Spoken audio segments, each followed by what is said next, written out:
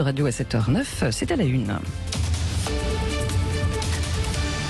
Et on va parler de la triple canonisation de personnalités françaises à Rome ce dimanche avec Alexandre Meyer, rédacteur en chef du magazine L'Invisible, l'un avec le chiffre 1. On est bien d'accord, hein? Bonjour. Oui, bonjour Alexandre Meyer.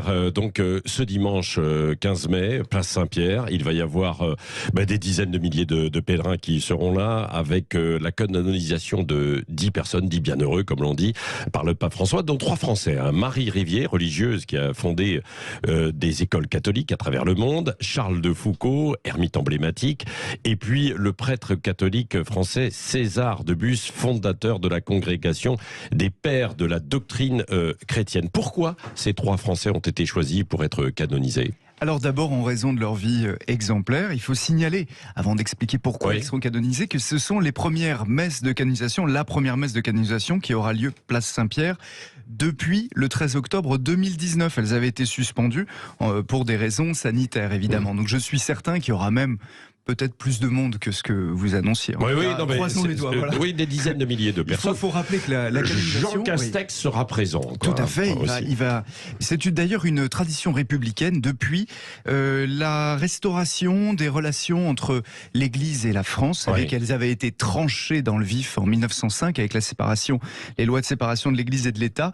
Et la France, pour la canonisation de Jeanne d'Arc, avait envoyé un ambassadeur exceptionnel.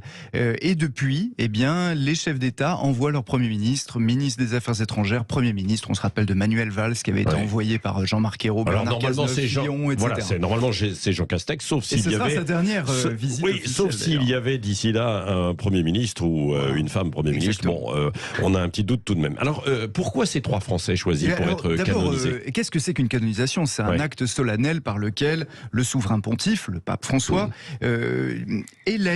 inscrit un serviteur de Dieu, un homme comme vous et moi, au catalogue des saints, le canon. Voilà, canonisation du mot canon.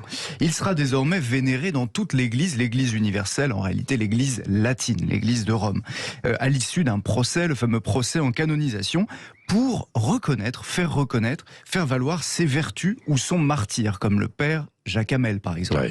Et il est nécessaire que 2 miracles soient obtenus par leur intercession. Là, vous voyez qu'on parle de quelque chose qui n'est plus tout à fait humain. On parle de l'intercession, on parle de la prière. La prière par l'intercession de quelqu'un pour obtenir quelque chose. Alors, une guérison, un miracle, etc. La survie dans des conditions climatiques terribles ou un accident d'alpinisme, comme un saint récent. Et enfin, ces saints vont être reconnus, ces miracles seront reconnus par plusieurs groupes, des experts, des théologiens, des cardinaux et des membres de la congrégation pour la cause des saints.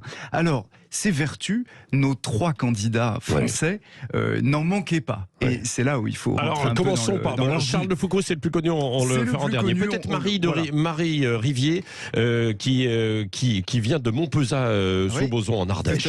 Tout à fait. L'Ardéchoise, c'est la plus ardéchoise des 3. Pour Charles de Foucauld, on verra que c'est plus anecdotique. Elle a créé pas moins de 141 écoles de son vivant. Sa congrégation dans les années 1800 qui compte aujourd'hui 800 religieuses dispersées dans 19 pays, réunies forment pas moins de 15 000 élèves rien qu'en France, 15 000 élèves en France.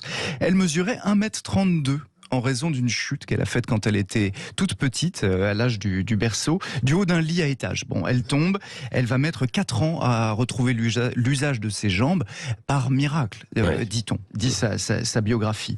Effectivement, en pleine tourmente révolutionnaire, elle dit on ne peut pas laisser les congrégations, déjà à l'époque, sont pourchassées par la Révolution, chasser des bâtiments qu'elles occupent. Elle dit on ne peut pas laisser les jeunes filles comme ça, dans cette région si pauvre de l'Ardèche, et elle va les former. Alors, le père César de Bus. César de Bus, alors moi je l'aime beaucoup parce que c'est l'ermite de Cavaillon, l'apôtre du Midi. Alors lui vivait à Avignon et il va mourir à côté d'Avignon. Il catéchise ce grand sud, livré un peu à lui-même, très pauvre, où les gens sont trop peu éduqués, et il va partir avec son bâton de pèlerin. Dans les années 1500, connaît des miracles. C'est très ancien, il est né en 1544 et il va mourir en 1607, épuisé. Et puis évidemment Charles de Foucauld. Son apostolat. Et Charles de Foucauld, Foucault, alors le frère universel, comme on dit, l'ermite du Hogar, qui est mort à Tamanrasset, assassiné en 1916. Oui. Il est né en 1858, Saint-Cyrien. Alors c'est un cancre, hein. C'est un cancre qui dilapide la fortune familiale. Il est obèse, il organise de véritables orgies dans sa caserne. Il est rayé par ses Et il est canonisé après et pourtant des orgies. canonisé, Oui, parce qu'il se convertit à Saint-Augustin, à Paris. Il sera ordonné prêtre en Ardèche pour le diocèse de Viviers, et il va mener une vie de frère trappiste. La trappe, on n'y fait pas que des bières, on y prie aussi beaucoup, et on y fait amende honorable pour tous les péchés que l'on a pu commettre auparavant.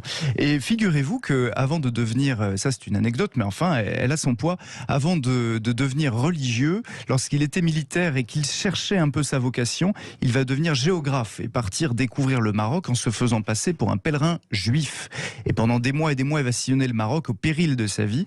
Il en rapportera énormément de données géographiques et recevra une médaille de l'Institut de géographie français. Et par la suite, il aimera tellement ces contrées qu'il livrera un dictionnaire touareg français qui fait toujours autorité et qui est toujours édité en 4 volumes par les éditions L'Harmattan. C'est le seul qu'on trouve. Merci Alexandre Meyer, rédacteur en chef du magazine L'Invisible, avec un chiffre. Voilà, L'Invisible, absolument. Donc ce week-end, dimanche, cette canonisation, place Saint-Pierre.